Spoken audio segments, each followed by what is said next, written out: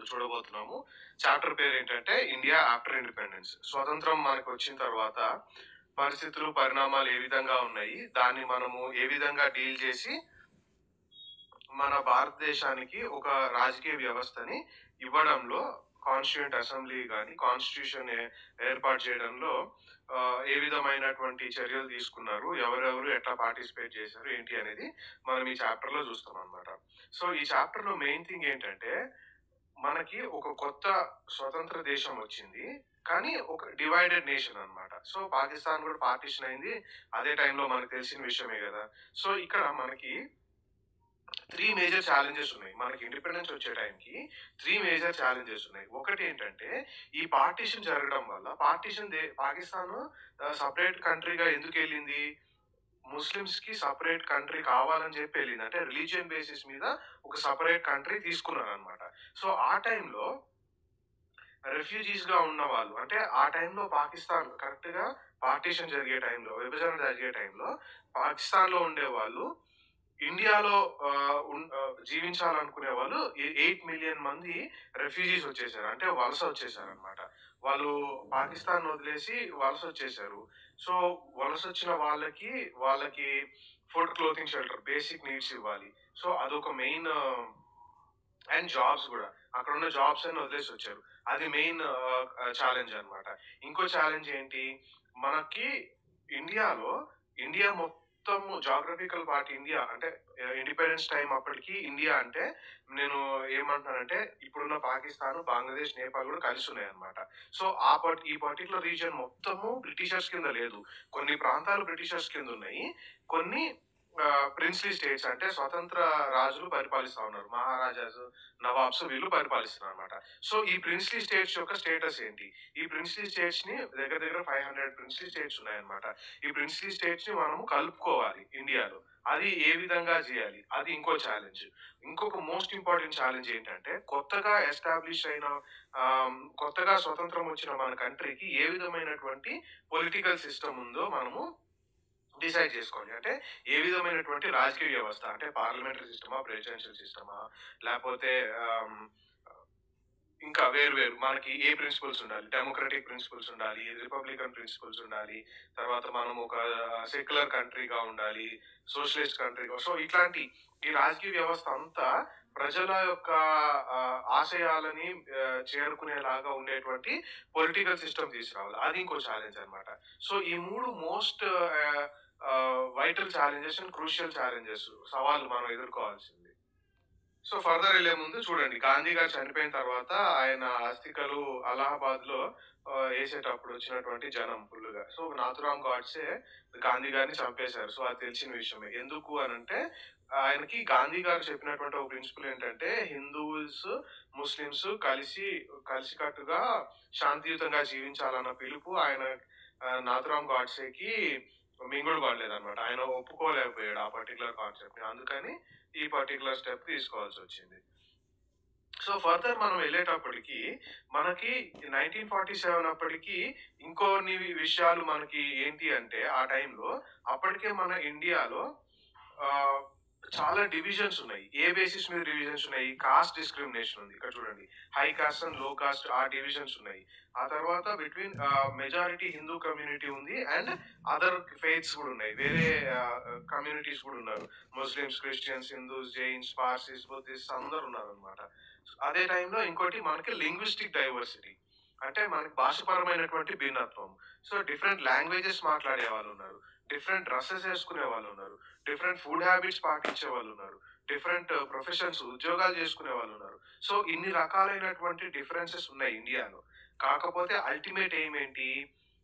మనకి ఏకత్వం కావాలి. ఐక్యత కావాలి. మనం అందరూ ఇన్ని డిఫరెన్సెస్ ఉన్నప్పటికి కూడా ఐక్యంగా ఉండేటువంటి ఒక పొలిటికల్ సిస్టమ్ తీసుకురావాలి. అదెంత క్రూషియల్ అండ్ టఫ్ టాస్కో మీకు ఇప్పటికి అర్థమై ఉండాలన్నమాట.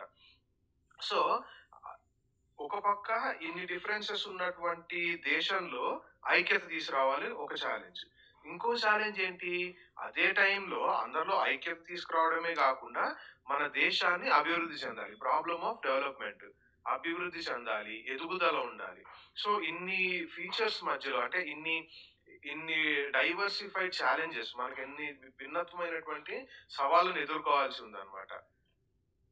సో అది ఎలా డీల్ చేశారు అనేది మనం చూద్దాము. సో ఇంకొన్ని విషయాలు ఏంటి అనంటే, vast majority of Indians lived in villages. So villages లో ఉన్నారు అని అంటే, విలేజెస్ లో ఉండి ఎక్కువ దేని మీద వాళ్ళ బతుకు తెరువు ఉంది, ఫార్మర్స్ ఎక్కువ ఉండేవాళ్ళు, పేషెంట్స్ రైతులు వీళ్ళందరూ ఉండేవాళ్ళు. వీళ్ళు ఎప్పుడు దేని మీద డిపెండ్ అవుతూ ఉండేవాళ్ళు, మాన్సూన్స్ మీద, అంటే ఋతుపవనాల మీద డిపెండ్ అయ్యి వాళ్ళు భూమి సాగు చేసుకునేవాళ్ళు. అదే టైంకి నాన్ ఫార్మ్ సెక్టర్స్, విలేజెస్ లో ఉండి నాన్ ఫార్మింగ్ సెక్టర్స్ చేసుకునే వాళ్ళు ఎవరు, బార్బర్స్, కార్పెంటర్స్, మరి వీవర్స్, చేనేత వస్త్రాలు చేసేవాళ్ళు, చేనేత కార్మికులు, వీళ్ళందరూ అన్నమాట. సో వీళ్ళందరూ ఏంటి అనంటే, వీళ్ళందరి ప్రాబ్లం ఏంటి అనంటే, ఒకవేళ ఆహ్, మనకి పంట చేతికి రాకపోతే మిగతా పనులు చేసుకోవడానికి కూడా వాళ్ళకి సరైన ఆదాయం లేదు. ఒకవేళ చేతికి పంట సరిగ్గా రాలేదనుకోండి, ఈ రూరల్ ఏరియాస్‌లో సరిగ్గా పంట రాకపోతే ఈ మిగతా సర్వీసెస్‌కి పే చేసుకునే డబ్బులు ఉండేవి కావన్నమాట. సో అలాగా ఈ విలేజెస్‌లో ఉండేటువంటి weavers, carpenters, barbers, iron smiths ఎవరైతే ఉన్నారో వీళ్ళందరికీ కూడా డబ్బులు పే చేయలేకపోయేవాళ్ళు. సో ఈ ఈ క్రమంలో ఏమైంది అనంటే, చాలా మంది సిటీస్‌కి మైగ్రేట్ అయ్యారు. సో సిటీస్‌కి మైగ్రేట్ అయిన వాళ్ళు ఎక్కడున్నారు, మోస్ట్‌లీ చాలా మంది క్రౌడెడ్ స్లమ్స్‌లో ఉన్నారనమాట. అంటే కిక్కిరిసిపోయిన స్లమ్స్ దగ్గర దగ్గరగా ఉంటారు. మీకు బెస్ట్ ఎగ్జాంపుల్ కావాలంటే ముంబైలో ఉన్నటువంటి ధారావి ప్రాంతము మీరు ఎగ్జాంపుల్ తీసుకోవచ్చు. మీరు గూగుల్‌లో సెర్చ్ చేస్తే తెలుస్తది అక్కడ ఎట్లుందో పరిస్థితి. సో క్రౌడెడ్ స్లమ్స్‌లో ఉండేవాళ్ళు. ఆ తర్వాత యాక్సెస్ టు ఎడ్యుకేషన్ ఉండేది కాదు సరిగ్గా. హెల్త్ కేర్ సిస్టమ్ సరిగ్గా ఉండేది కాదు. తర్వాత దీన్ని బట్టి మనకేమర్థమైంది అంటే, మనకి ఇప్పటిదాకా ఉన్న ఛాలెంజెస్ మనం చూసాం గదా! మనకి ఫస్ట్ ఛాలెంజ్ ఏంటి? రెఫ్యూజీస్, పాకిస్తాన్ నుంచి వచ్చిన రెఫ్యూజీస్. తర్వాత మనకి ఏ విధమైనటువంటి పొలిటికల్ సిస్టమ్ ఉండాలి అనేది ఇంకొకటి. ప్రిన్స్లీ స్టేట్స్‌ని ఏ విధంగా మనము మెర్జ్ చేసుకోవాలి ఇండియన్ ఎకానమీలోకి. అది మనకి మేజర్ ఛాలెంజెస్. అది కాకుండా ఇంటర్నల్‌గా ఉన్న ఛాలెంజెస్ ఏంటి? మనకి కాస్ట్ డిఫరెన్సెస్ ఉన్నాయి అండ్ డిస్క్రిమినేషన్ ఉంది. Language discrimination and language differences ఉన్నాయి. తర్వాత డిఫరెంట్ రిలీజియన్ పాటించే వాళ్ళున్నారు. అంటే రిలీజియస్ డైవర్సిటీ కూడా ఉంది మనకి. అదే టైంలో different dresses, different food, different professions చేసుకునే వాళ్ళు ఉన్నారు. సో వీటన్నిటిలో మనము ఐక్యత తీసుకురావడం ఒక పక్క. అది ఇంకొక గ్రేటెస్ట్ ఛాలెంజ్ అన్నమాట. అది కాకుండా ఇంకో గ్రేట్ ఛాలెంజ్ ఏంటి? Problem of development. అంటే మనం అభివృద్ధి తీసుకురావాలి. విలేజెస్‌లో ఉన్న పరిస్థితి మనం ఇప్పటిదాకా చూసాము. సో వీళ్ళందరిలో అభివృద్ధి తీసుకురావాలి. తర్వాత కొత్తగా ఫార్మ్ అయిన నేషన్ ఇండియా ఏదైతే ఉందో, ఇండిపెండెన్స్ వచ్చిన తర్వాత ఆహ్, మాసెస్ అంటే ప్రజలందరినీ దారిద్ర్యం నుంచి బయటికి తీసుకురావాలి. అంటే దారిద్ర్యాన్ని వాళ్ళ జీవితాల్లో పోగొట్టాలి. అదే టైంలో అగ్రికల్చర్ ప్రొడక్టివిటీ పెంచాలి. అంతకుముందు వరకు మనము మాన్సూన్స్ మీద డిపెండ్ అయితా ఉండేవాళ్ళము. ఓన్లీ మాన్సూన్స్ మీద డిపెండ్ అయ్యేవాళ్ళం. సో ఇప్పుడు ఆల్టర్‌నేటివ్ చూసి అగ్రికల్చర్ ప్రొడక్టివిటీ పెంచాలి. కొత్తగా జాబ్స్ క్రియేట్ చేయాలి. ఇండస్ట్రీస్ తీసుకురావాలి. సో ఇన్ని ఛాలెంజెస్‌ని మనము ఒక స్వతంత్ర భారతదేశంగా ఇన్ని ఛాలెంజెస్‌ని ఎదుర్కోవాల్సిన పరిస్థితి అప్పుడు. సో దీని కొరకు అప్పుడున్నటువంటి కాన్స్టిట్యూషన్ తయారు చేసిన పెద్దలే గాని, స్వాతంత్ర సమరయోధులే గాని, స్వాతంత్ర పోరాటంలో ఉన్నవాళ్ళు, వాళ్ళు అప్పటిదాకా చూసిన పరిస్థితులను బట్టి ఇండియాని ఏ విధమైనటువంటి పొలిటికల్ సిస్టమ్ ఇచ్చారు, ఏ విధమైనటువంటి డెవలప్‌మెంటల్ పాలిసీస్ పాటించారో చూద్దామన్నమాట. సో ఇక్కడ మనకు అర్థమవ్వాల్సింది యూనిటీ అంటే ఐక్యత అండ్ డెవలప్‌మెంట్, అభివృద్ధి 2 హ్యాండ్ ఇన్ హ్యాండ్ పారలెల్‌గా జరుగుతా పోవాలన్నమాట. సో బేసికల్లీ మనం చెప్పేదేంటంటే, ఒకవేళ డిఫరెంట్ సెక్షన్స్ ఉన్నాయి కదా! రిలీజియస్ కమ్యూనిటీస్, కాస్ట్ కమ్యూనిటీస్ ఇవన్నీ ఉన్నాయి కదా! సో ఈ మధ్యలో డిఫరెన్సెస్ ఈ డివిజన్స్, విభజనలు, కాస్ట్ మధ్యలో ఉన్న డిఫరెన్స్, రిలీజియన్ మధ్యలో ఉన్న డిఫరెన్స్, లాంగ్వేజ్ మధ్యలో ఉన్న డిఫరెన్సెస్‌ని సరిగ్గా డీల్ చేయలేకపోతే ఆహ్, అది హింసకి దారితీస్తుంది. అది ఇంకా చాలా క్లిష్ట పరిస్థితుల్లోకి తీసుకెళ్తదన్న విషయంని క్లియర్‌గా అర్థం చేసుకున్నారనమాట అప్పుడున్నటువంటి పెద్దలు. సో, ఆహ్, అది మనకి అది ఆబ్వియస్‌లీ అందరికి అర్థమైన విషయమే అన్నమాట. ఒకవేళ మనము if the fruits of economic development, ఆర్థిక పరమైనటువంటి అభివృద్ధి యొక్క ఫలాలని మనం చూడాలి అనంటే, అవి బ్రాడ్ మాసెస్‌కి తీసుకెళ్ళాలి. అంటే if the fruits of economic development did not reach the broad masses of the population, it could create fresh divisions. So already మనకి రిలీజియస్ డిఫరెన్సెస్, రిలీజియస్ పరమైనటువంటి డిఫరెన్సెస్ ఉన్నాయి, కాస్ట్ డిఫరెన్సెస్ ఉన్నాయి, లాంగ్వేజ్ డిఫరెన్సెస్ ఉన్నాయి. ఇప్పుడు కొత్తగా మనము తీసుకొచ్చేటువంటి ఈ ఎకనామిక్ డెవలప్మెంట్ ఏదైతే ఉందో అది గనక మనం ప్రజల్లోకి సరిగ్గా తీసుకెళ్ళకపోతే కొత్తగా ఇంకొన్ని ఛాలెంజెస్, ఇంకొన్ని డిఫరెన్సెస్ వచ్చే ఛాన్స్ ఉంది అనేది మనకి తెలియజేశారనమాట. ఖచ్చితంగా రిచ్ అండ్ పూర్ డిఫరెన్సెస్ పెరిగిపోతాయి. తర్వాత సిటీలో బ్రతికే వాళ్ళకి, కంట్రీ సైడ్ అంటే రూరల్లో బ్రతికే వాళ్ళకి డిఫరెన్సెస్ పెరిగిపోతాయి. తర్వాత రీజనల్ డిఫరెన్సెస్ ఎక్కువైపోతాయి. సో ఇవి రాకుండా కాపాడడం కూడా ఒక మెయిన్ ఛాలెంజ్ గా ఉండింది అనమాట. సో ఇవి ఎట్లా ట్యాకిల్ చేశారో మనం చూద్దాము. ఫర్దర్ గా వెళ్ళినట్టయితే కాన్స్టిట్యూషన్ ఇస్ రిటర్న్. సో మనకి అల్టిమేట్ గా డిసైడ్ చేసింది ఏంటంటే మనకి ఒక రిటర్న్ కాన్స్టిట్యూషన్ ఉండాలి అనేది అందరూ అగ్రీ చేసిన విషయం అన్నమాట. సో ఈ కాన్స్టిట్యూషన్ తయారు చేసే క్రమంలో కొన్ని కొన్ని వందల మీటింగ్స్ కండక్ట్ చేశారు. సో మన పొలిటికల్ ఫ్యూచర్ ఎట్లా ఉండాలి, ఏంటి, ఎట్లా డిసైడ్ అవ్వాలి అనేది ఒక చాలా మీటింగ్స్ లో డిసైడ్ చేసి, ఆ మీటింగ్స్ ఎక్కడ జరిగినాయి అంటే కాన్స్టిట్యూంట్ అసెంబ్లీలో జరిగింది. ఆ మీటింగ్స్ జరిగింది కాన్స్టిట్యూంట్ అసెంబ్లీగా భావిస్తాం అనమాట. అది న్యూఢిల్లీలో జరిగింది. బట్ అనేక ప్రాంతాల నుంచి అక్కడ రిప్రజెంటేషన్ ఉన్నదన్నమాట.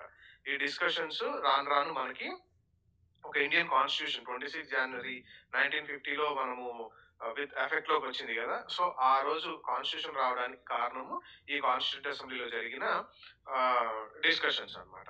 సో కొన్ని మేజర్ ఫీచర్స్ మనం ఇప్పుడు డిస్కస్ చేసుకుందాం. సో ఫీచర్ నెంబర్ 1 ఏంటంటే యూనివర్సల్ అడల్ట్ ఫ్రాంచైజ్. అంటే ఫ్రాంచైజ్ అంటే ద రైట్ టు ఓట్ అని ఇక్కడ.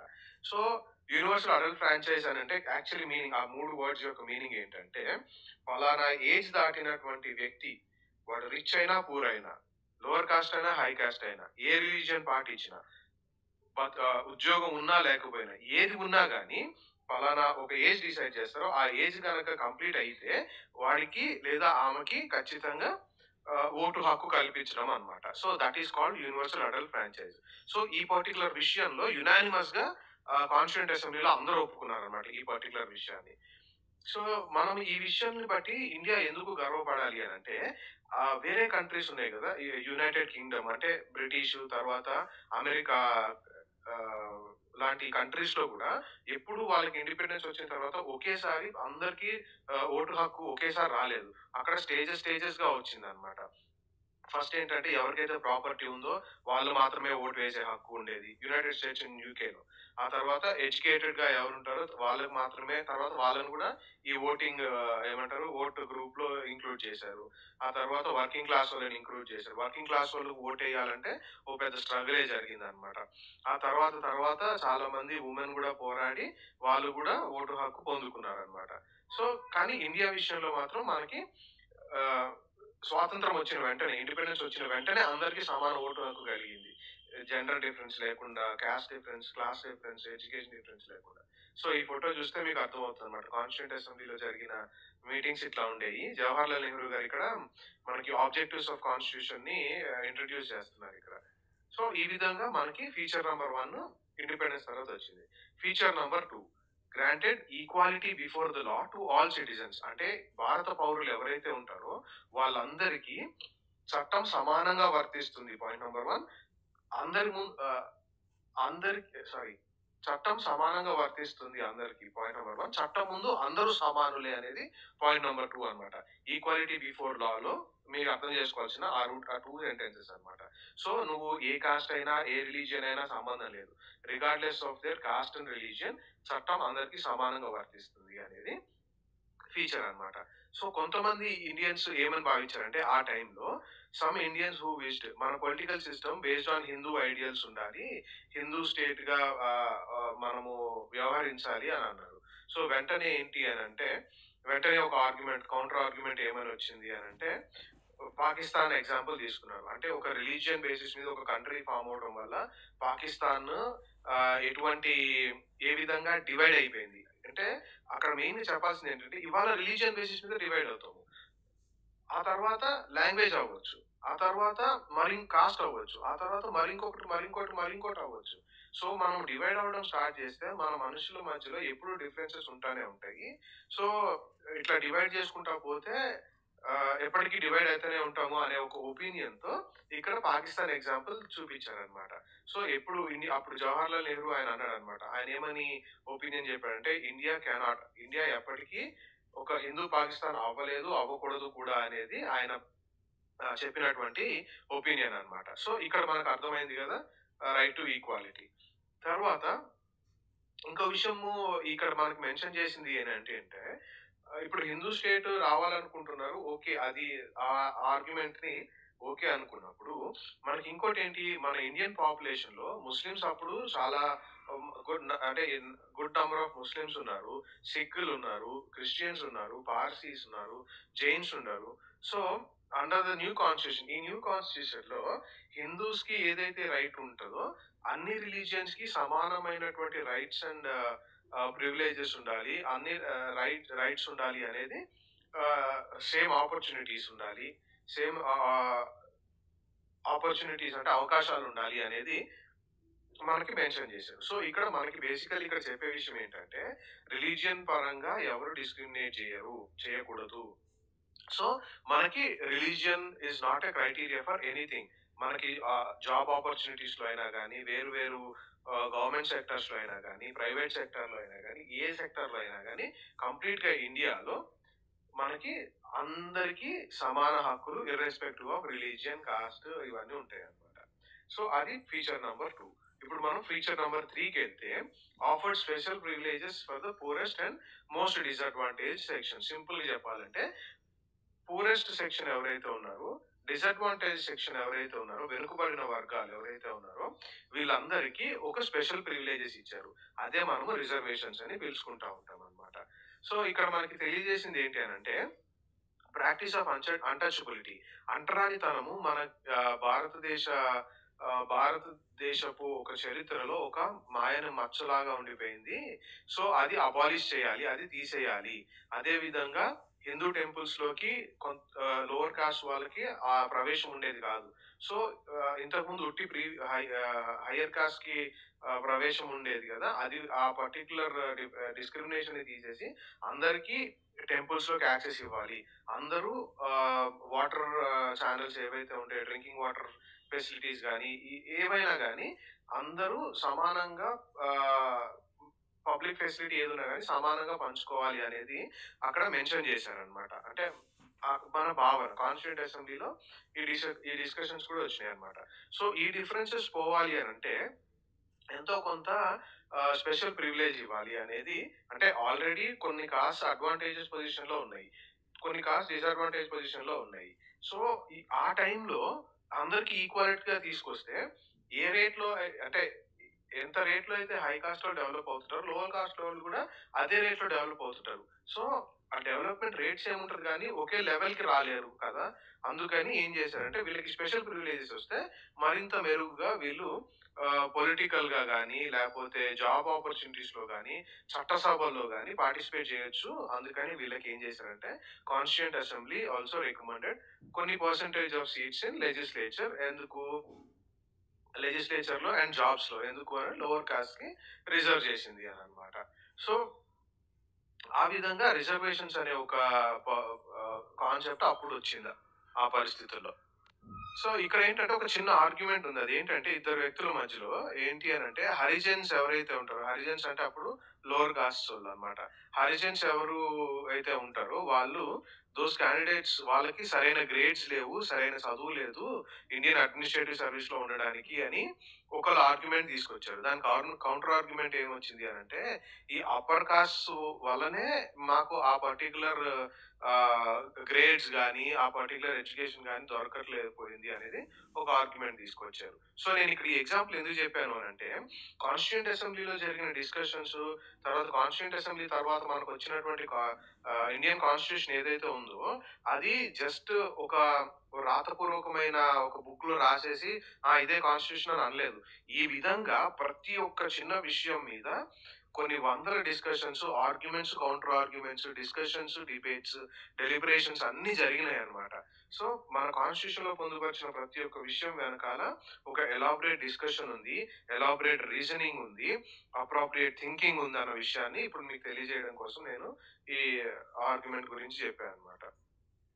సో ఇక్కడ ఏంటంటే అలాంగ్ విత్ ఫార్మర్ అన్‌టచబుల్స్ అంటరాని వాళ్ళు ఎవరైతే ఉన్నారో వాళ్ళతో పాటు ఆదివాసీస్ అంటే షెడ్యూల్డ్ ట్రైబ్స్ వాళ్ళకి కూడా రిజర్వేషన్స్ ప్రొవైడ్ చేశారనమాట జాబ్స్‌లో అండ్ ఆహ్, ఆహ్, మన చట్టసభల్లో లెజిస్లేచర్స్‌లో అండ్ జాబ్స్‌లో మరి ఇంకొన్ని చోట్ల. అలాగే షెడ్యూల్ కాస్ట్‌కి కూడా. సో ఇప్పుడు మనం చూసినట్టయితే కొన్ని reserve constituencies ST constituency, SC constituency అని అంటూ ఉంటాం కదా! సో అది ఈ రిజర్వేషన్ ప్రాసెసే అన్నమాట.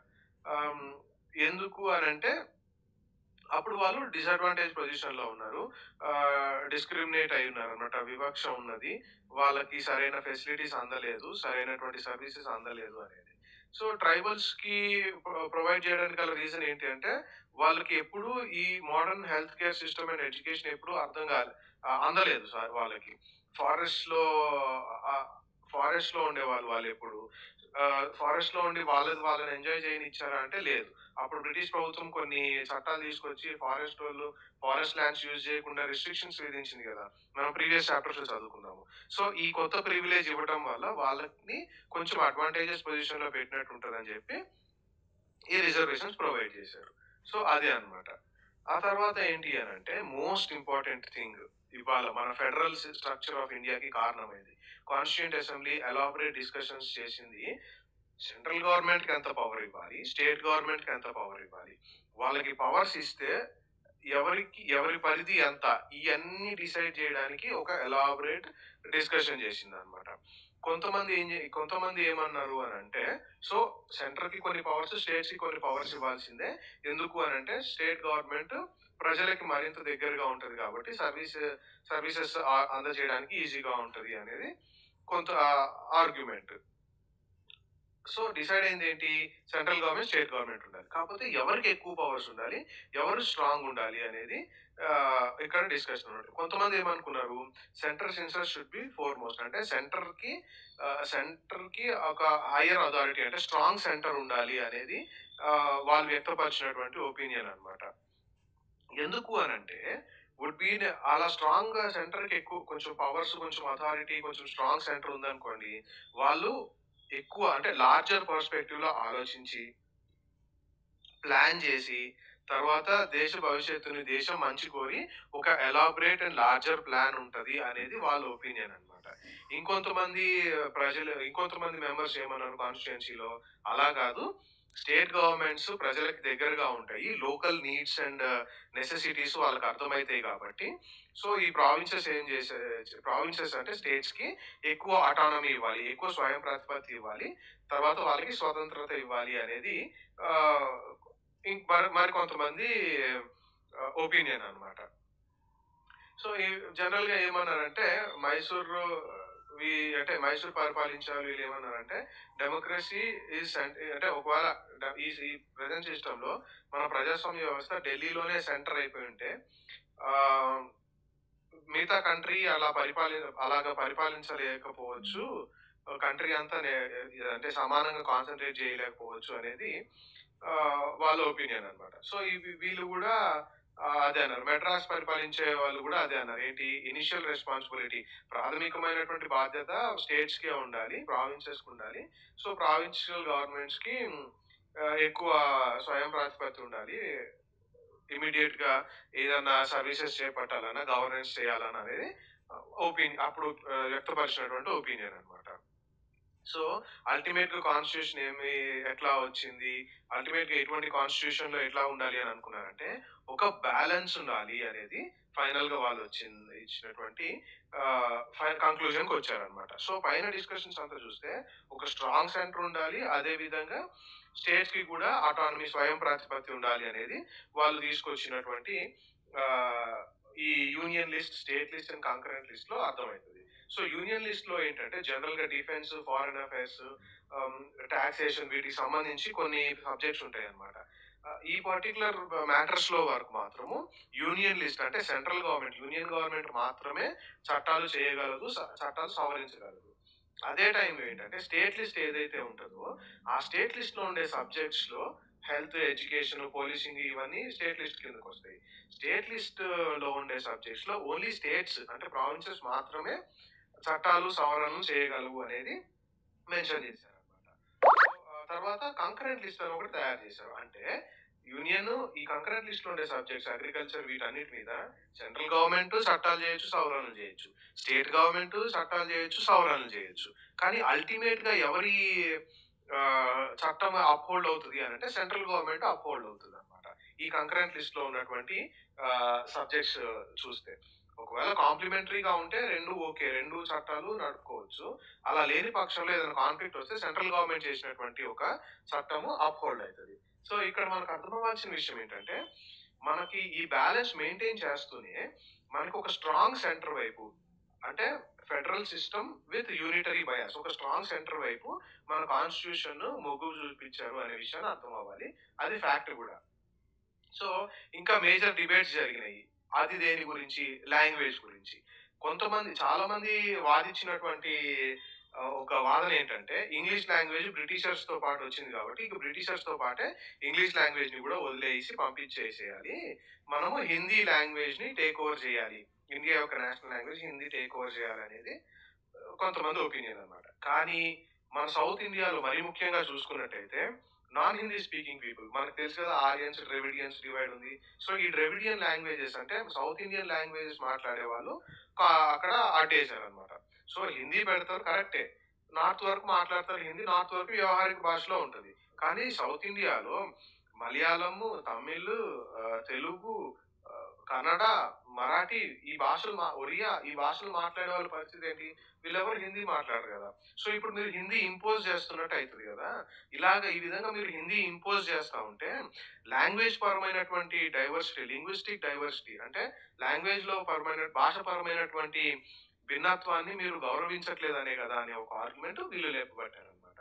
సో ఇక్కడ ఫైనల్ కాంప్రమైజ్ ఏమని తేల్చారు అని అంటే while Hindi would be official language of India. అందుకనే మీరు గుర్తుపెట్టుకోండి, మనకి నేషనల్ లాంగ్వేజ్ లేదు, Hindi is an official language along with English అనమాట. సో హిందీ అఫీషియల్ లాంగ్వేజ్ గా ఉంటది.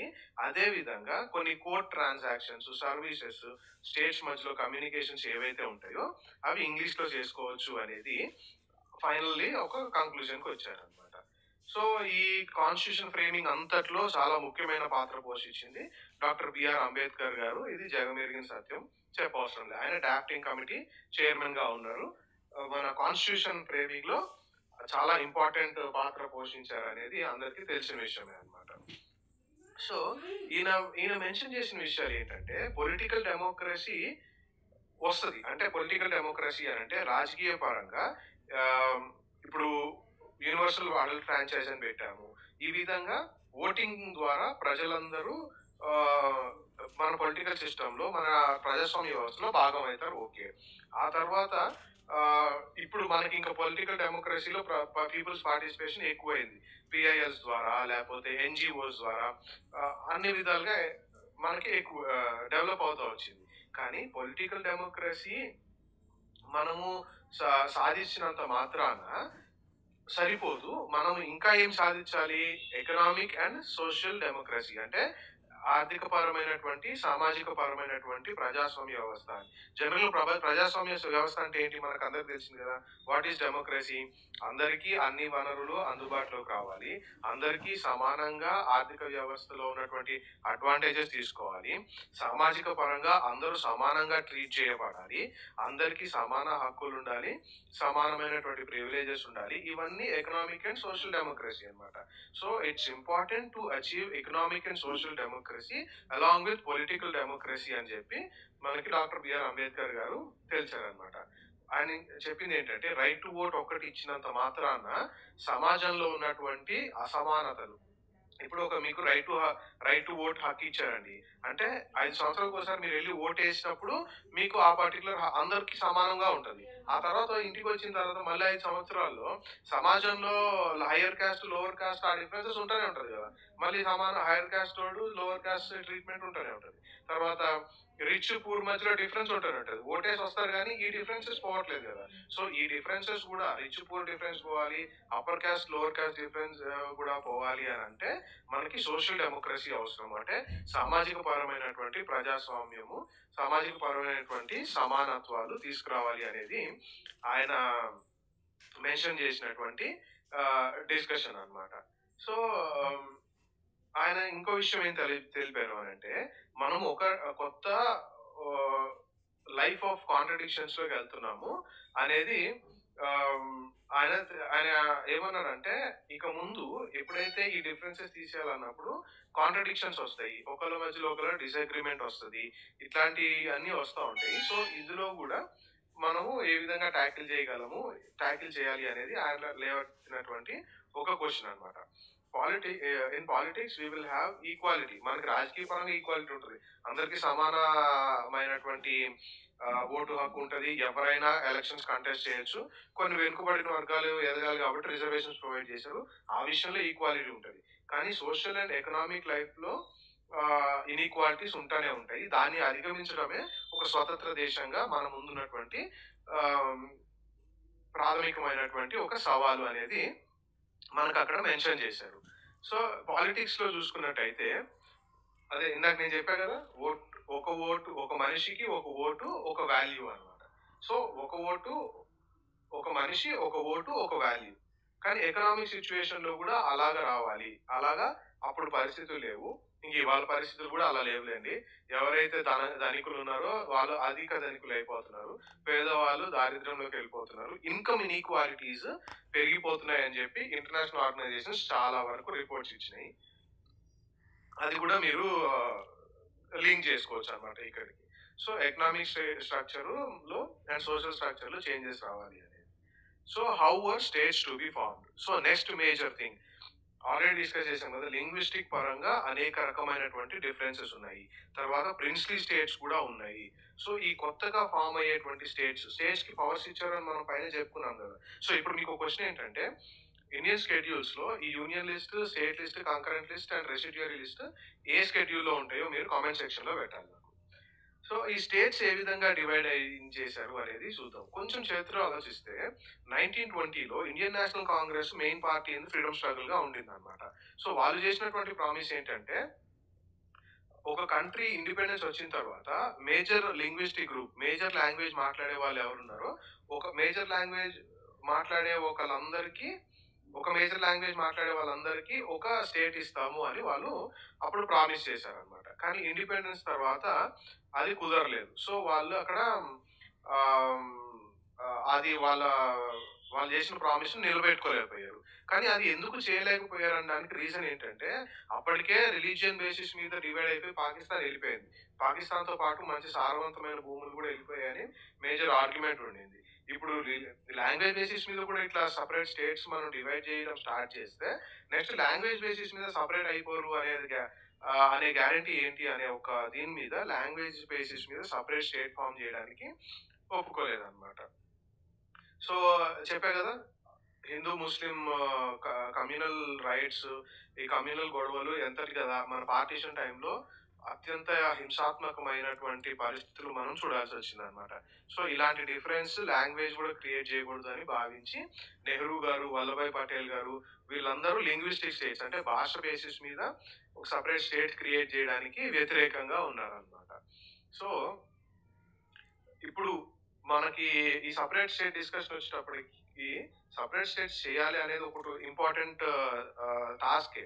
కానీ మేజర్ గా అంతకంటే ముందున్నది గుర్తుపెట్టుకోవాల్సింది ఏంటంటే, మనం ఒక నేషన్ గా, ఒక జాతీయ భావాలతో, ఒక జాతిగా మనము ఎదగాలి అనే దాన్ని గుర్తుంచుకొని అది చాలా ముఖ్యంగా భావించి ఆ బేసిస్ మీద స్టేట్స్ డివైడ్ చేయాలి అనేది అక్కడ మనకి మెన్షన్ చేశారు. ఇంకేంటి, కాంగ్రెస్ వాళ్ళందరూ, ఇంటర్నేషనల్ కాంగ్రెస్ వాళ్ళు చేసినటువంటి ప్రామిస్ మీద నిలబెట్టుకోలేకపోయారు ప్రామిస్ ని. సో బాగా డిసప్పాయింట్ అయ్యారు అనమాట. ఎవరు, కన్నడ, మలయాళం, మరాఠీ మాట్లాడే భాషలు వీళ్ళందరూ చాలా డిసప్పాయింట్ అయ్యారు. అదే విధంగా మన తెలుగు మాట్లాడే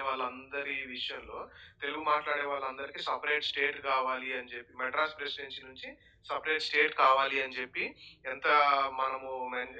ఎంత పెద్ద ఉద్యమం చేపట్టామో పొట్టి శ్రీరాములు గారి నాయకత్వంలో చూసింది. అంటే మొట్టమొదటిగా ఆయన ఒక్కళ్ళే ఆమరణ నిరాహార దీక్షకి వెళ్ళి ఈ తెలుగు వాళ్ళకి సపరేట్ స్టేట్ ఉండాలి అని చెప్పి ఆయన నిరాహార దీక్ష చేసి ఏ విధంగా చేశాడో అందరికీ తెలిసిందే అనమాట.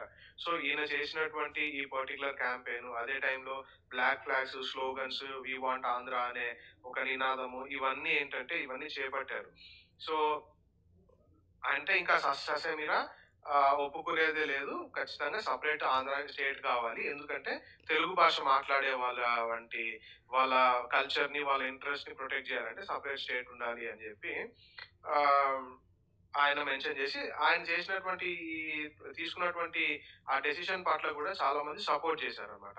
ఆయన చనిపోయిన తర్వాత ఆయన చనిపోయిన తర్వాత చాలా ఇంకా తీవ్ర రూపం దాల్చింది. ఆయన చనిపోయిన తర్వాత మరింత జనాల్లోకి మరింత లోతుగా ఎళ్ళిపోయిందనమాట. ఈ సెపరేట్ ఆంధ్ర మూవ్‌మెంట్ అన్నమాట. ఆ విధంగా ఈ మూవ్‌మెంట్‌కి అడ్డుకట్ట వేయలేక అప్పుడున్నటువంటి మన గవర్నమెంట్ ఫార్మ్ అయింది కదా! మనకి ఇండిపెండెన్స్ వచ్చిన తర్వాత అప్పుడు ఉన్నటువంటి సెంట్రల్ గవర్నమెంట్ ఈ డిమాండ్‌ని ఒప్పుకొని ఆంధ్ర స్టేట్‌గా క్రియేట్ చేసిందనమాట. ఆ తర్వాత మనకి హైదరాబాద్ స్టేట్ కలిసి ఆంధ్రప్రదేశ్ అయింది. అది వేరే అన్నమాట. సో, బేసిక్‌గా ఇక్కడ ఏమైపోయింది, ఆంధ్ర వాళ్ళు పోరాటం చేసి లింగ్విస్టిక్ బేసిస్ మీద తెలుగు వాళ్ళకి ఒక ఆహ్, స్టేట్ సంపాదించుకోగలిగారు. సో, మిగిలిన భాషలు మాట్లాడే వాళ్ళందరూ కూడా ఆ పర్టిక్యులర్ ఇంకా ఇంట్రెస్ట్ కలుగుతది గదా! సో, అప్పుడు ఏం చేశారంటే ఒక కమిషన్‌ని అపాయింట్ చేశారు. ఏంటి, స్టేట్ రీఆర్గనైజేషన్ కమిషన్‌ని అపాయింట్ చేసి వీళ్ళకి 2 టాస్క్‌లు ఇచ్చారన్నమాట. ఒకటి, స్టేట్ బౌండరీస్ ఏ విధంగా ప్రావిన్షియల్ బౌండరీస్ అంటే స్టేట్ బౌండరీస్ ఏ విధంగా డివైడ్ చేయాలి. తర్వాత డిస్ట్రిక్ట్స్ ఏ విధంగా రీడ్రా చేయాలి అనేది వాళ్ళకున్నటువంటి ఆహ్, టాస్క్ అన్నమాట. సో, వాళ్ళకున్నటువంటి మెయిన్ టాస్క్ ఏంటంటే, ఈ ప్రావిన్షియల్ బౌండరీస్ డివైడ్ చేసి చేసే క్రమంలో ఈ భాష మాట్లాడే వాళ్ళందరికీ ఎవరికి ఎంత స్టేట్ ఎళ్తది, ఎవరికి ఎంత స్టేట్ ఆ బౌండరీస్ డిసైడ్ చేయమన్నారన్నమాట. సో, నెక్స్ట్ ఏంటంటే లార్జ్ హిందీ స్పీకింగ్ రీజియన్స్ ఏవైతే ఉన్నాయో నార్త్ ఇండియాలో అవి కూడా వేరు వేరు స్టేట్స్‌గా డివైడ్ అయిపోయినాయి. ఎగ్జాంపుల్ చెప్పాలంటే ఆ తర్వాత 1960లో బైలింగ్వల్ స్టేట్ బాంబే ప్రెసిడెన్సీ అంతా కలిపి ఉండేది. వాళ్ళు మరాఠీ మాట్లాడే వాళ్ళకి మహారాష్ట్ర, గుజరాతీ మాట్లాడే వాళ్ళకి గుజరాత్. సో, బేసిక్‌గా చెప్పాలంటే పొట్టి శ్రీరాములు గారు తెలుగు వాళ్ళకి సెపరేట్ రాష్ట్రం కావాలనే ఉద్యమము దేశమంతా అది పాసిబుల్ అని భావించి ప్రతి ఒక్కళ్ళు ఇట్లా లాంగ్వేజ్ పరంగా స్టేట్ కోరుకున్నారనమాట. ఆ తర్వాత పంజాబ్, హర్యానా డివైడ్ అయినాయన్నమాట. ఏ విధంగా, పంజాబ్ మాట్లాడి పంజాబీ మాట్లాడే వాళ్ళందరికీ పంజాబ్, హర్యాన్వి మాట్లాడే వాళ్ళకి హర్యాన్వి అన్నమాట. సో, ఇక్కడ ఈ మ్యాప్ చూస్తే ఈజీగా అర్థమవుతది. ఏంటి అనంటే, ఈ పింక్‌గా ఉండేవన్నీ ప్రిన్స్‌లీ స్టేట్స్, స్వతంత్ర రాజ్యాలు. నవాబ్స్, మహారాజాస్ పరిపాలిస్తున్న టైం అన్నమాట. ఈ బెయిష్ కలర్‌లో ఉంది కదా! బ్రౌన్ కలర్‌లో. ఈ కలర్‌లో ఉండేవన్నీ ఏంటి అనంటే ఆహ్, బ్రిటిషర్స్ పరిపాలిస్తున్నటువంటి ప్రాంతాలన్నమాట. సో, ఈ ప్రాంతాలన్నిటిలోకి ఈ ప్రిన్స్లీ స్టేట్స్‌ని కూడా కలుపుకోవాలి. అది కూడా మనకి మేజర్ టాస్క్ అప్పుడు. ఆ తర్వాత ఏంటంటే కొంతమంది డైరెక్ట్‌గా ఒప్పేసుకొని ఇచ్చేశారు.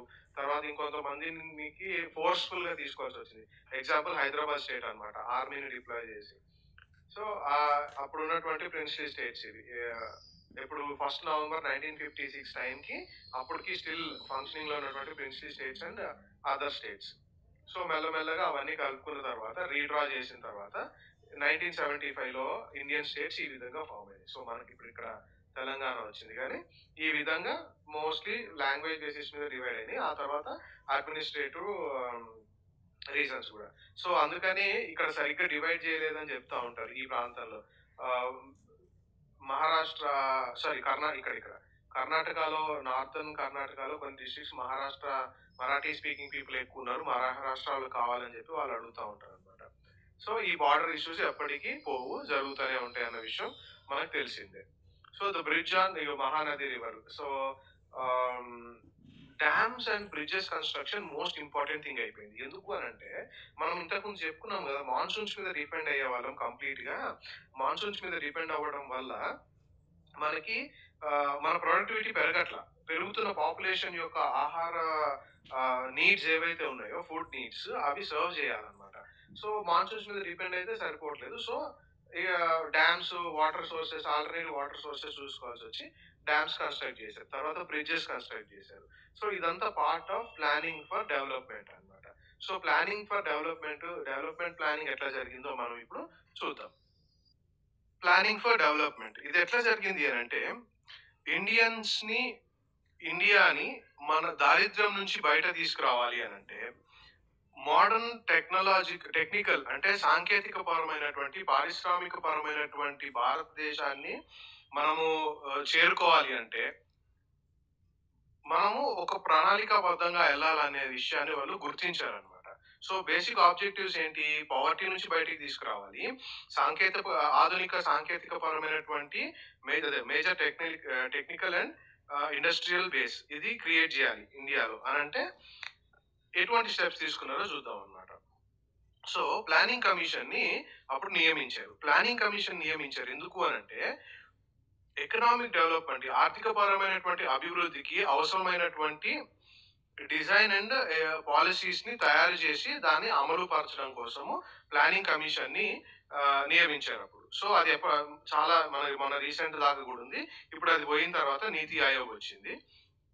సో, ఈ పర్టిక్యులర్ ప్లానింగ్ కమిషన్‌ని అపాయింట్ చేసినప్పుడు ఒక బ్రాడ్ అగ్రీమెంట్ ఏంటి అంటే అందరూ కలిసి ఒప్పుకున్న విషయం ఏంటి అంటే మన ఇండియన్ ఆర్థిక వ్యవస్థ ఒక మిక్స్డ్ ఎకానమీగా ఉండిపోతుంది అననమాట. సో, మిక్స్డ్ ఎకానమీ అంటే ఏంటంటే both state and private sector would play important and complementary roles in increasing production. అంటే గవర్నమెంట్ సెక్టార్‌లో కొన్ని ఇండస్ట్రీస్ పెడతారు. ప్రైవేట్ సెక్టారు కొన్ని ఇండస్ట్రీస్ పెడతారు. తర్వాత గవర్నమెంట్ సెక్టారు కొన్ని సర్వీసెస్ టేక్ ఓవర్ చేస్తది. ప్రైవేట్ సెక్టర్ కూడా కొన్ని సెక్టర్స్ టేక్ ఓవర్ చేస్తది. సో, 2 కలిసికట్టుగా కాంపిటీటివ్‌గా, కాంప్లిమెంటరీగా మనకి సర్వీసెస్ ప్రొవైడ్ చేయాలి. మనకి లేదా జాబ్స్ క్రియేట్ చేయాలి. లేదా మ్యానుఫ్యాక్చరింగ్ సెక్టర్‌లో 2 స్టేట్ అంటే గవర్నమెంట్ అన్నమాట ఇక్కడ. గవర్నమెంట్ ఎంటిటీని స్టేట్ అంటా ఉంటాము. State and private sector equal participate చేయాలి అనేది ఆహ్, అంటే జాబ్ క్రియేషన్స్‌లో కూడా ఆహ్, అంటే ఇంపార్టెంట్ రోల్ ప్లే చేయాలనేది అందరూ అగ్రీ చేసిన విషయం అన్నమాట. కానీ కొన్ని ఇండస్ట్రీస్ మాత్రము స్టేట్ ఇనిషియేట్ చేయాలి. అంటే గవర్నమెంట్ లేదా గవర్నమెంట్ మెషినరీ ఎవరైనా గవర్నమెంట్ ఇనిషియేట్ చేయాలి. ఆహ్, బై విచ్ అంటే దానివల్ల ఏమవుతది అనంటే ఓ balance between different regions and states. So, ఇప్పుడు సపోజ్ ప్రైవేట్ వాళ్ళకి ఇచ్చారనే అనుకోండి. ప్రైవేట్ వాళ్ళకి ఏంటి అంటే ఎంత కాదన్నా కొంచెం ఆహ్, ప్రాఫిట్ మోటివ్ ఉంటది. లాభం చేకూర్చుకోవాలని. సో, వాళ్ళేం చేస్తారంటే వాళ్ళకి ప్రొడక్షన్ కాస్ట్ తగ్గించుకొని లాభం ఎక్కువొచ్చే లొకేషన్స్‌లో పెట్టుకుంటా ఉంటారు. కానీ మనం అచీవ్ చేయాల్సింది అది కాదు. మనకి భారతదేశం అంతా ఈక్వల్‌గా డెవలప్ అవ్వాలి. ఇండియా మొత్తము ఈక్వల్ డెవలప్‌మెంట్ ఉండాలి అంటే మనకు కావాల్సిందేంటి? అన్ని ప్రాంతాల్లో, అన్ని ప్రదేశాల్లో ఇండస్ట్రీస్ రావాలి. అంటే అక్కడ సూట్ అయిన ఇండస్ట్రీస్ రావాలి. అందరూ డెవలప్‌మెంట్‌లో భాగం అవ్వాలి. మనం ఇందాక చెప్పుకున్నాం గదా! ఎకనామిక్ అండ్ సోషల్ డెమోక్రసీ అని చెప్పుకున్నాం గదా! సో, ఇప్పుడు మన ఎకనామిక్ డెమోక్రసీ అందరికీ ఈ ఎకనామిక్ డెవలప్‌మెంట్ యొక్క ఫ్రూట్స్ చూడాలి అనంటే కొన్ని ప్రాంతాలకు మాత్రమే లిమిట్ అయితే సరిపోదు. అన్ని ప్రాంతాల్లో డెవలప్‌మెంట్ ఉండాలి అనంటే ప్రాఫిట్ రాకపోయినా గానీ ఆ రీజియన్ యొక్క డెవలప్‌మెంట్‌కి కృషి చేసేది స్టేటే. గవర్నమెంట్ చేస్తది. గవర్నమెంట్‌కి ఆ రైట్ ఉంది. ఆ బాధ్యత కూడా ఉందన్నమాట. సో, అందుకోసమని బ్యాలెన్స్ డెవలప్‌మెంట్ అన్ని రీజియన్స్‌లో ఉండడం కోసము ఏ విధంగా మనం ముందుకెళ్ళాలి అనేది ప్లానింగ్ కమిషన్ డిసైడ్ చేస్తది అని చెప్పి అప్పుడు ప్లానింగ్ కమిషన్ చెప్పారు. సో, 1956లో సెకండ్ 5 ఇయర్ ప్లాన్‌ని ఫార్ములేట్ చేశారన్నమాట. సో, ఈ సెకండ్ 5 ఇయర్ ప్లాన్‌ని ఫార్ములేట్ చేశారు. చేసినప్పుడు ఏంటి అనంటే focus strongly on development of heavy industries. ఈ పెద్ద పెద్ద ఇండస్ట్రీస్ ఉంటాయి కదా! స్టీల్ ఇండస్ట్రీస్, తర్వాత బిల్డింగ్ మన కన్‌స్ట్రక్షన్ ఇండస్ట్రీలో డ్యామ్స్ కట్టడం ఇలాంటి వాటన్నిటి మీద ఎక్కువ ఫోకస్ చేశారు. సో, మీకు ఇక్కడ చెప్పేదేంటంటే 5 ఇయర్ ప్లాన్స్ ఉంటాయి కదా! 5 ఇయర్ ప్లాన్స్ ఎంత వరకు ఉన్నాయో ఆ ప్రతి 5 ఇయర్ ప్లాన్‌కి ఒక థీమ్ ఉంటదన్నమాట. ఆ థీమ్స్ తెలుసుకోండి. అయి చాలా ఇంపార్టెంట్ అన్నమాట. మన ఎకనామిక్ డెవలప్‌మెంట్ ఎట్లా జరిగిందో తెలుస్తది. ఆన్సర్ రైటింగ్‌లో కూడా బాగా ఉపయోగపడుతదన్నమాట. సో, ఈ ఫోకస్ అంతా హెవీ ఇండస్ట్రీస్ మీద ఉండేటప్పటికి సో, అండ్ ఎవరు రెగ్యులేట్ చేశారు ఇది ఎక్కువ? స్టేట్ రెగ్యులేట్ చేశారన్నమాట. స్టేట్ రెగ్యులేషన్ ఎక్కువ ఉండేదన్నమాట.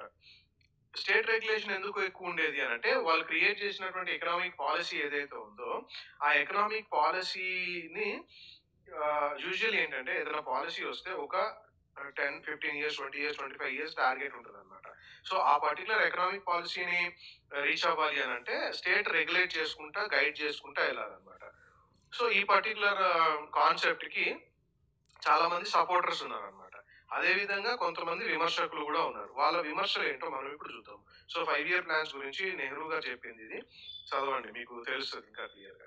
కొంతమంది ఏం చెప్పారంటే, ఇనడిక్వేట్ ఎంఫసిస్ ఆన్ అగ్రికల్చర్. అది నిజమే. ఇప్పుడు మనం చూస్తే ఫోకస్ ఎక్కువ దేని మీద ఉంది? పెద్ద పెద్ద large industries like steel industry, కన్‌స్ట్రక్షన్‌లో డ్యామ్స్ అండ్ బ్రిడ్జెస్ ఇవన్నీ ఉన్నాయి. సో, అగ్రికల్చర్ మీద ఎక్కువ ఫోకస్ చేయలేదు. అగ్రికల్చర్ మీద ఎక్కువ కాన్సంట్రేట్ చేయలేదు. అదే విధంగా ప్రైమరీ ఎడ్యుకేషన్ మీద కూడా ఎక్కువ కాన్సంట్రేట్ చేయలేదు. నెగ్లెక్ట్ చేశారనమాట. సో దీన్ని బట్టి ఇంకొక విషయాన్ని వాళ్ళు చెప్పింది ఏంటంటే, మనము ఇవన్నీ కన్‌స్ట్రక్ట్ చేస్తున్నాము, ఇండస్ట్రీస్‌ని తీసుకొస్తున్నాము, బ్రిడ్జెస్ కడుతున్నాం బానే ఉంది. కాపోతే ఎన్వైర్న్‌మెంటల్ ఇంపాక్ట్ అంటే పర్యావరణం విషయంలో అది మనకి ఏ విధంగా ఎఫెక్ట్ ఉండబోతుందో మనం కన్సిడర్ చేయట్లేదు. సో అగ్రికల్చర్‌ని, ప్రైమరీ ఎడ్యుకేషన్‌ని అదే విధంగా ఎన్విరాన్మెంటల్ ఇంపాక్ట్స్ ని సరిగ్గా మనము అర్థం చేసుకోకుండా ఎకనామిక్ పాలసీస్ తీసుకొస్తున్నామని చెప్పి విమర్శించిన వాళ్ళు లేకపోలేదన్నమాట.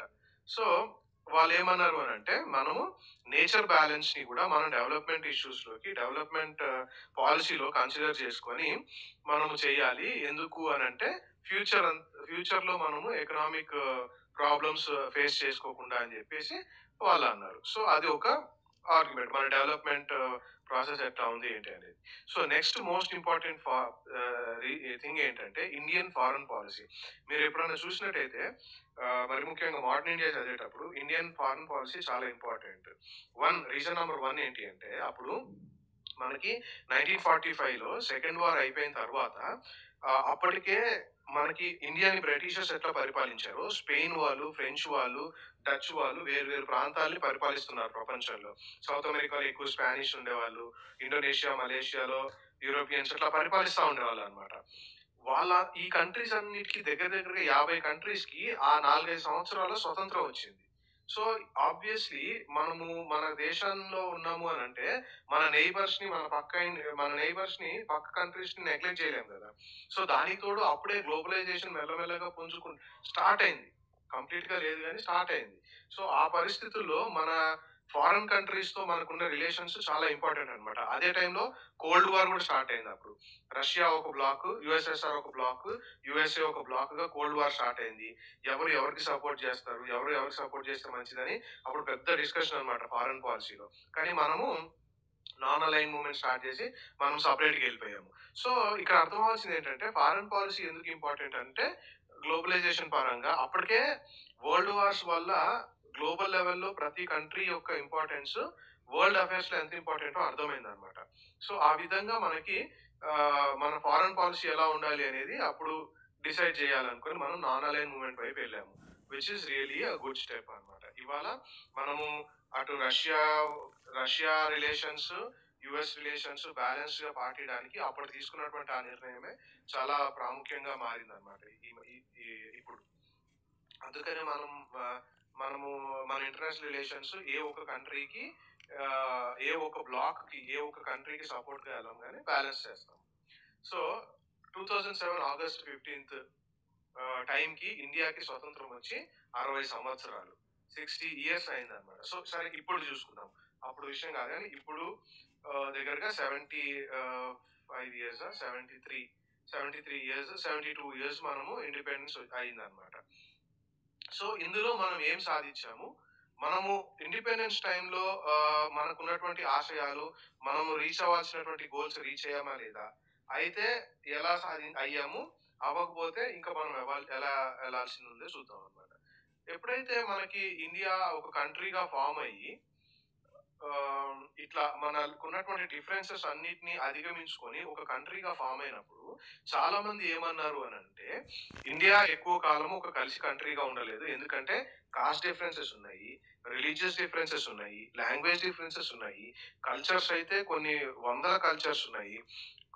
ఇంత డైవర్సిటీ ఉన్న ప్రదేశంలో కలిసికట్టుగా ఉండలేరు, మెల్లగా విచ్ఛిన్నం అయిపోతుంది, లేదా హింసాత్మకమైనటువంటి పరిస్థితులు వస్తాయి అని అన్నారు. లేకపోతే మిలిటరీ రూల్ వస్తుంది అని అన్నారు. కానీ వాళ్ళందరినీ మనం తప్పుగా ప్రూవ్ చేసి మనకంటూ మనము ఒక కలిసికట్టుగా ఐక్యతతో ఒక దేశంలో మనము జీవిస్తున్నాము. ఒక ఫ్రీ కంట్రీలో మనము జీవిస్తున్నాం అన్నమాట. ఒక స్వతంత్ర రాజ్యంలో మనం పరిపాలించి మన హక్కుల్ని మనకున్నాయి. మన హక్కుల కోసం కాపాడటం కోసం జ్యుడిషియరీ ఉంది. ఇంత ఇంత మంచి వ్యవస్థ ఉందన్నమాట మనకి. సో ఇక్కడ మనం గర్వపడాల్సింది ఏ విషయంలో, మనము ఇన్ని డిఫరెన్సెస్ ఉన్నప్పటికీ కూడా కలిసికట్టుగా ఉన్నామన్న ఒక విషయంలో మనము చాలా గర్వపడాల్సిన విషయము. కానీ అది సాధించాము ఓకే. కానీ ఇంకా మనం సాధించాల్సిన విషయాలు చాలా ఉన్నాయని మనకు తెలుసుకోవాలి. మనము కలిసికట్టుగా ఉన్నాం కరెక్టే. కానీ లోపల మనకి ఇంకా డిఫరెన్సెస్ చాలా ఉంటానే ఉన్నాయి. మీరు ఇప్పటికి కూడా కొన్ని ఊర్లెళ్తే అక్కడ lower caste, hire cost differences ఉంటానే ఉన్నాయి. లోవర్ కాస్ట్ వాళ్ళకి కొన్ని వాటర్ రిసోర్సెస్‌కి యాక్సెస్ లేదు. కొన్ని రోడ్స్ వాడడానికి లేదు. పబ్లిక్ ప్లేసెస్ వాడడానికి లేదు. టెంపుల్స్‌లోకి ఎంట్రీ లేదు. రీసెంట్‌గా కేరళలో ఇలాంటిదే ఒక ఇన్సిడెంట్ జరిగిందనమాట. కొంత ఒక లోవర్ కాస్ట్ వాళ్ళకి రీసెంట్‌గా వాళ్ళకి హెయిర్ కట్ చేసుకోవడానికి సలాన్‌ను రీసెంట్‌గా పెట్టారు. సో, అట్లాంటి పరిస్థితులు ఇంకా ఉన్నాయి. అదే విధంగా అదే కాకుండా దళిత్స్ పట్ల హింస, వివక్ష ఇంకా చూస్తూనే ఉన్నాము. మనకు అనేక రకమైన న్యూస్ ఎవ్రీడే మనం చూస్తూనే ఉంటాం న్యూస్‌లో. అదే విధంగా టెంపుల్ యాక్సెస్ కొంతమందికి లేదు. పబ్లిక్ యాక్సెస్ లేదు కొంతమందికి. ఇవన్నీ ఇవన్నిటికి మించి మనది సెక్యులర్ కంట్రీ అని చెప్పుకుంటా ఉంటాము. సెక్యులర్ కంట్రీ అయినప్పటికీ కూడా కమ్యూనల్ క్లాషెస్ హిందూ, ముస్లిము లేదా వేరు వేరు రిలీజియన్స్ మధ్యలో ఉండేటువంటి క్లాషెస్ ఎప్పుడూ ఉంటానే ఉన్నాయన్నమాట. అది కాకుండా ఆర్థిక పరంగా చూసుకుంటే రిచ్ పీపుల్ మధ్యలో డిఫరెన్స్ పెరుగుతానే ఉంది. ఆల్రెడీ ఇంతకుముందు చెప్పాను. So, rich are getting richer, poor are getting poorer and పావర్టీలోకి వెళ్ళిపోతున్నారు. సో, మనము బేసికల్లీ చెప్పాలి అనంటే, మనం ఎకనామిక్ డెవలప్‌మెంట్ యొక్క బెనిఫిట్స్‌ని పూర్తిగా ప్రతి ఒక్కళ్ళకి అందించలేకపోయామన్న వాస్తవాన్ని అంగీకరించాలి ఇక్కడ అన్నమాట. సో, తర్వాత ఎడ్యుకేషన్ సిస్టమ్‌కొచ్చేస్తే, ఈ రిచ్ పీపుల్ ఎవరైతే ఉన్నారో వాళ్ళు ఎక్స్‌పెన్సివ్ ప్రైవేట్ స్కూల్స్‌కి వాళ్ళ పిల్లల్ని పంపించుకోగలుగుతున్నారు. Foreign ట్రిప్స్‌కెళ్ళి foreign హాలిడేస్‌కి ఎళ్ళగలుగుతున్నారు. కొంతమందికి రెక్కాడితే గాని డొక్కాడదు. సో, పూట గడవలేని పరిస్థితి. కొన్ని కొన్ని ఫ్యామిలీస్ కొన్ని పూటలు భోజనాలు మానేస్తా ఉంటారు. సో, ఈ విధంగా ఉన్న పరిస్థితుల్లో పావర్టీ ఇంకా మన ఇండియాలో ఉండనే ఉండింది అన్న విషయాన్ని మనం అంగీకరించాలి. ఇంకో విషయం ఏంటి? హౌసింగ్. సో, ఇప్పుడు మన ప్రధానమంత్రి గారు 2022 కల్లా అందరికీ హౌసింగ్ ఫర్ ఆల్‌ని చేపట్టారు గదా! సో, ఇంకా ఇగో చూడండి 75 ఇయర్స్ అవ్వొస్తది అప్పటికి. అప్పటికి కూడా మనము హౌసింగ్ విషయంలో ఇంకా రీచ్ అవ్వలేకపోయాము. ఇది చూడండి ధారావి ఇందాక చెప్పా గదా! స్లమ్స్ ఇట్లుంటాయన్నమాట. సో, ఒక పక్క బాంబేలో high rise buildings, lavish hotels ఏమంటారు ఆహ్, కుర్చీలో కూర్చొని రిమోట్ కంట్రోల్ ద్వారా అన్నీ మేనేజ్ చేసుకునేటువంటి హౌసెస్ ఉన్నాయి. ఇలాగా పక్కపక్కన ఇళ్లల్లో ఉండి ఎవరి ఇళ్లల్లో వాళ్ళకి వాష్‌రూమ్, బాత్రూమ్ ఫెసిలిటీస్ లేని పరిస్థితులన్నమాట ధారావిలో. సో, ఇలాంటి పరిస్థితులు గూడా మనము చూస్తూనే ఉన్నామన్నమాట. So, constitution recognises equality before law. చట్టం ముందు అందరూ సమానమే. చట్టం అందరికీ సమానంగా వర్తిస్తుందనేది నిజమే. కానీ రియల్ లైఫ్‌లో రోజువారీ జీవితాల్లో నిజంగా అందరూ సమానంగా ఉన్నారా? సామాజిక పరంగా అంటే కాస్ట్ డిస్క్రిమినేషన్ చూపియకుండా, రిలీజియస్ డిస్క్రిమినేషన్ చూపియకుండా, లాంగ్వేజ్ డిస్క్రిమినేషన్ చూపియకుండా అందరూ బతుకుతున్నారా? అనేది ఒక క్వెషన్ అన్నమాట. మనకు మనం వేసుకోవాల్సిన ప్రశ్న. సో, రిపబ్లిక్ ఆఫ్ ఇండియా మన కంట్రీ ఏదైతే ఉందో, మనము గొప్ప సక్సెస్ భావించాము అనుకోవడానికి లేదు. అలా అని చెప్పి పూర్తిగా ఫెయిల్ అయ్యాము అనుకోవడానికి లేదన్నమాట. సో, మనం కొంత దూరం వచ్చాము. కానీ మనం రీచ్ అవ్వాల్సింది చాలా దూరం ఉంది. మనం రీచ్ అవ్వాల్సిన గోల్ చాలా దూరం ఉంది అన్న విషయాన్ని గ్రహించాలి. సో, ఇక్కడితో ఈ చాప్టర్‌ని కంప్లీట్ చేస్తున్నాను. ఇది చదవండి. ఈ శ్రీలంకలో జరిగినటువంటి పరిస్థితులు చదివితే మనకి అన్ని కమ్యూనిటీస్‌ని రికగ్నైజ్ చేయకుండా ఉంటే ఏ పరిస్థితులు వచ్చాయో మనకి ఇక్కడ అర్థమవుతది. శ్రీలంకలో అదే పరిస్థితి జరిగింది.